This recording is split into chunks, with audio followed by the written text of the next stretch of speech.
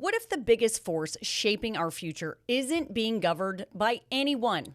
I'm Stephanie Simmons, and this is the backstory. Artificial intelligence is transforming nearly every part of our lives, but the rules aren't keeping up as the United States battles other countries in the AI race. Today, we'll take a closer look at how the lack of clear AI regulations is affecting the government at every level, from federal to state to local. We'll also talk more about the rapid growth of AI and the intense demand it's placing on our power grid. And it comes as more data centers are being built across the country, consuming more energy and putting a strain on neighborhoods everywhere. Joining us now to explain what all of this means is AI and automation expert Dr. Patrick Dix. Great to have you. And we've been talking back and forth for 3 years, but never in person. The first thing I said to you, Dr. Dix, is you have legs. Yes, I have legs and I'm tall, and I'm excited to always talk about artificial intelligence. Yes, so good to have you here in the flesh. Yes. So let's start with AI regulation first and foremost. There is no consistent framework for government regulation when it comes to AI here in the U.S. Why? Well, we have to think about this. Artificial intelligence is moving and changing so fluidly. Just think about, Stephanie, you and I have been knowing each other for about 3 to 4 years. Just think about at that point in time where artificial intelligence was at then and where it's at now. When you talk about putting a framework in, pretty much a framework is something that can be used for several years. But at right now, in the moment we're in, it's changing so much. One of the things that we can do is have like a foundational framework that changes with it. Basically, it's a general boilerplate. To have something set in stone, we would definitely be going back and forth to try to change it, to update it, because the technology is just moving and people are investing into it and companies are seeing what they can do with it. So let's talk about the federal level, because in December of 2025, President Trump signed an executive order trying to ban states from their own regulations of AI. He wants to control it at the federal level. What are your thoughts on that? Well, I think it was a good thing, because if you have 50 states having their own way of doing something, and then you have the federal government intertwined into it, there's going to be conflict. So if the federal government puts legislation at the top, it will govern everything. You know, when we think about it, there will be federal resources, there will be federal penalties if somebody violates it. Let's say right now we're in California, they come up with their own law, and I'm in South Carolina where I live at. What I do in South Carolina may be different from what somebody would do in California, and it can definitely cause a conflict. So if you're at the federal level and you just have one law governing it all, it eliminates conflict. It potentially can keep the costs down, but it can also keep consistency across the board. Okay, so at a federal level, what do you think, in your personal opinion, would be good rules to have for our country? Well, I think one of the big things will be is artificial intelligence should be used for research. We should use it to see how we can govern processes, but we should also see how we can keep people employable. One of the other things is there should be stiff penalties for people that violate it. You know, right now with artificial intelligence, there are people that use it for different kinds of things. We won't go into it here, but there's a very dark side of artificial intelligence, and there are no rules or regulations governing it. That's why there has to be some type of penalties, and that's what I would push for. And 3, I would push for more innovation. Our country as a whole is moving along in the world, and we want to catch up with everybody else. And I will make it to where there are guidelines to say you have the actual fluency to innovate, to do more, to see what we could do with artificial intelligence. I want you to talk more about the dark side, though, because this is the platform to do it on. What do you mean by that? I mean, I know that there's been some lawsuits about terrible, morbid things about children committing suicide and asking AI how to do it and AI walking them through. Is that what you're talking about and more? No, I'm talking about the dark side. So I'll go into it here. That to me is very dark. Okay, so we're talking about pedophiles. There is no way right now they're governed. So pedophiles, pedophiles and predators can use artificial intelligence to relive fantasies. There are no rules governing that kind of space right now. So if you have a teenager or you have an adult out there that says, I'm going to use artificial intelligence to relive a fantasy, there's nothing to govern to stop them from doing it. And if they're caught, what do you charge them with? The first thing, if they get a lawyer that may say, well, there's no rules governing it, somebody may say, well, that's child pornography. Well, how's it child pornography when we don't even have a law written for it? Are you seeing this in other countries where they already have things in place to protect the public against things like this? Well, other countries are just doing like the United States. They're trying to feel around and see what they need to do. But there needs to be a governing law on those kinds of things, because if we don't, we pretty much, as I've said, you're going to get caught with your pants down. And we need to go ahead and get ahead of everything, because I am what we call an offensive person. Go ahead and fix the problem versus trying to be retroactive and fix it. So, you think about that instance, and one of these people are released from prison or a safe house. Well, how are you going to start them for getting on AI when it's on a phone or it's on a computer? And that's what people are really not thinking about. There are great things we can do with artificial intelligence, but there needs to be rules to where it stops the wrong people from getting access to it. Such a great point to make. I want to talk again about the state level, because California is trying to push some laws through as far as state. But how do you protect the public, especially when it comes to mass surveillance? Well, mass surveillance is already everywhere. We have our phones. You're walking into intersections. There are Tesla cars. There's cameras everywhere. So there is no way to protect people from mass surveillance. It is here. It's here to stay. When you accept the terms and agreements of any piece of software or hardware, now you're pretty much going to be dealing with mass surveillance. So what California is trying to do is just protect people from it. The best thing we can do as a society is make people aware this is happening.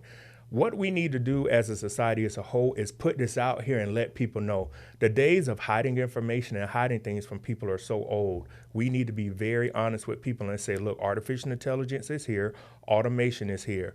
Mass surveillance is everywhere. When you go into an intersection, when you get a Tesla, when you get into these cars, when you get onto apps, when you sign up for things, you need to understand that mass surveillance is here, and you need to understand what can possibly happen. Speaking of watching us, let's talk about AI and shopping regulations, because we've done several stories on this. Apparently, companies changing prices of items based on purchase and search history. How is that legal, and what are your thoughts on that? Well, I don't think that should be legal. How are you going to use artificial intelligence to read my history to say, oh, well, we need to charge you more money, Patrick, because you're searching for this, or Stephanie or Rachel, you're searching for something else. I don't think that should be right. And what companies are doing it, there are no regulations. That goes into the rule books where there are no regulations to govern anything, so it's all free for all. It's pretty much like the Wild Wild West. Do whatever, whenever, and however to get a competitive advantage to make more money. So I don't agree with charging somebody more money because they're using your product more. If anything, you should be charging them less. Yeah, so that's going to be a nightmare if they don't put something in place when it comes to holiday shopping, which is going to be coming up on us very, very soon. So it's a bummer that companies are allowed to get away with that. Okay, we're going to take a quick break, but keep it right here. We've got much more to talk with Dr. Dix about, including his thoughts on Anthropic. Stay with us. Welcome back, everybody. Okay, we're back with Dr. Patrick Dix, AI and automation expert. So let's start talking about Anthropic. This company is at the center and was at the center of a huge debate. So can you recap for our viewers about what the issue was when dealing with our government? Well, the biggest issue was they wanted to share the models and share the information with the Trump administration. Anthropic was basically saying, there's a line we will cross, but we will not cross this line. We are not going to allow you to see the models and information for mass surveillance on regular people in the United States. Now, we're going to help you do military operations or on a look at our adversaries. That's different, but we are not going to allow you just to spy on regular people. Okay, so let's talk about the use of AI in the military right now, because this is new territory as well. Of course, technology, when it comes to weapons and things like that, always changing. But right now, the war with Iran, how is AI being incorporated into that specifically? Well, with Iran, one of the main ways they're using it is what we call those kamikaze drones, which pretty much is a drone that dies on impact. When I say dies, it destructs if it has an explosive charge. And, they're using artificial intelligence to determine targets. Where should we strike? Where would the enemy be at? So, the military has always been ahead of everybody when it comes to artificial intelligence. So pretty much what we're doing now, they've already been doing. But when we think about how wars are fought now, think about when we had the Iraq war 23 years ago. We don't see all the boots on the ground. Everything is being done with kamikaze drones, technology, cyber warfare. And that's scary. It's a good and a bad thing, don't you think? Because we have to be able to detect threats from other countries as well, because they're doing the same thing. Yeah, we do. So that's why we have to have researchers and we have to have people with these large language models and using machine learning to understand how this works. So somebody just can't take our drone out the sky just like we could take theirs out the sky. And we also need to be understanding with technology, where is the next level of it going? Because, we're now talking about quantum computing because the Trump administration signed an executive order on quantum computing because now they want to get a quantum computer for commercial use versus just for research. Okay, so in layman's terms, what is that? A computer is a supercomputer. They've been around since the 80s. Instead of zeros and ones, classical computer, it is quit bits. Okay, you got a little too excited about that. I like that smile, though, Dr. Dix. Okay, so autonomous weapons here to stay. Yes, definitely. Okay, all right. So let's talk about AI regulations developing faster than we can create laws for that. Is that the same when it comes to the military using weapons like this? Absolutely. I just brought up the topic of quantum computing and how that is the next phase with artificial intelligence, with cybersecurity, seeing how we can use it for research, medicines, and other processes. But the technology is advancing so fast to where it is hard to keep up with it, and that's why we need people to be offensive, as I was saying in the last segment, to go down the road to clear out to say this is what's happening. Come back to the people behind them and help them out and get them to understand what's happening so we could bring them up to speed. So when we think about AI 10, 20 years from now, what is not quite at the topic of conversation right now that will be down the road? I think it's something called superhuman AI to where it can pretty much it's on its own. No human interaction at all.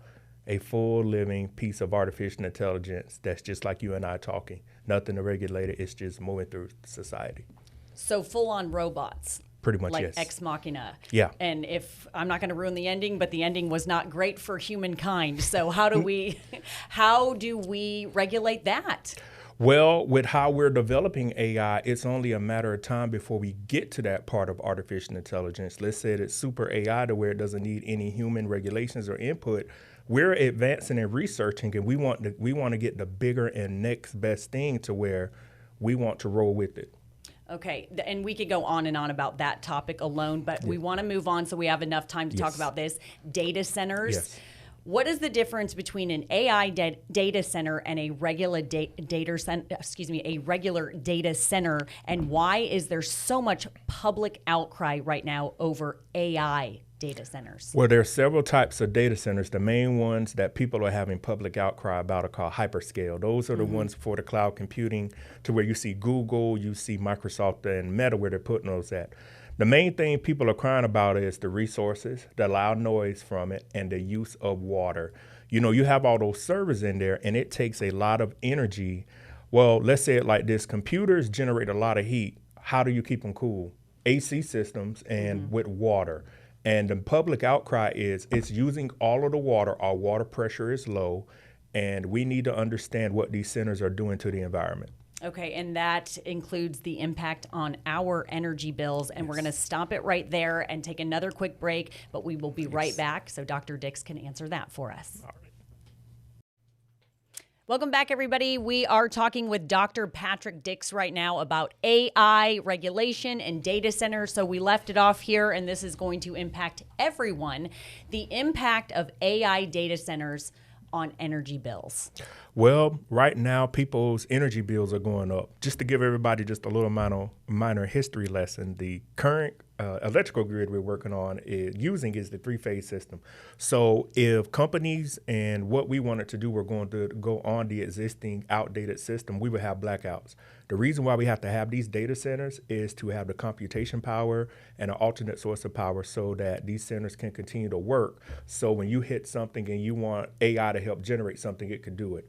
But on your energy bills are going to go up because you're using that energy out there. I'm hoping in the future that these data centers can produce enough power to where they can sustain on their own, and like they had the solar panel revolution, actually sell it back or say, hey, we can help lower your bill with a data center near you, push out some incentive.